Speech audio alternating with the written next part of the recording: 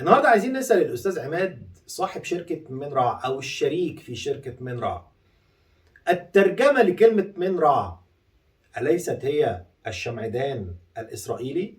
تعالوا نسمع منه ونرجع تاني. بيقول لك هو روتشيلد فاضل يا عماد سعد الله. واحد كان قايلها لي قبل كده، فهنا برد على سؤال ما علاقتك بروتشيلد.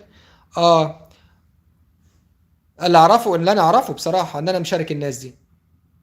اما غير كده في الاومي في مينورا الشركه بتاعتي على فكره. مينورا مش انا شغال في شركه او عميل لشركه، مينورا دي الشركه بتاعتي. ومينورا عشان برضو الاخوه لان معايا اسرائيليين فيها معناها الشمعدان، اللي هو الشمعدان اليهودي، اللي هو الشمعدان اللي بيمسكوه ده. مينورا معناها الشمعدان، لما منار يعني بالعربي، يعني العبريه والعربيه متشابهه شويه. هو الراجل حابب جدا روتشيلد، وروتشيلد بالمناسبة يعني كده خد حضرتك معلومة كده على جنب. إذا كانت إسرائيل دولة فمؤسسها هو روتشيلد.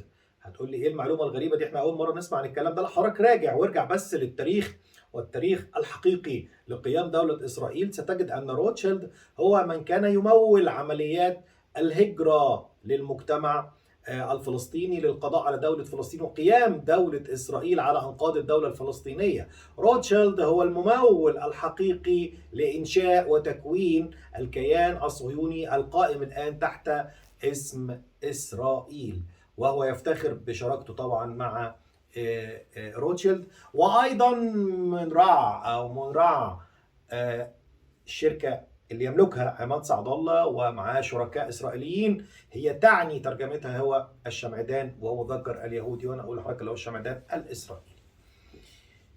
إذا إسرائيل هي الحل من وجهة نظر عماد سعد الله، وأن إسرائيل هي التي يمكن أن تنهض بالشعب المصري وستكون حبيبة الشعب المصري والمنقذ للشعب المصري من كبوته الاقتصادية الحالية. شكرا.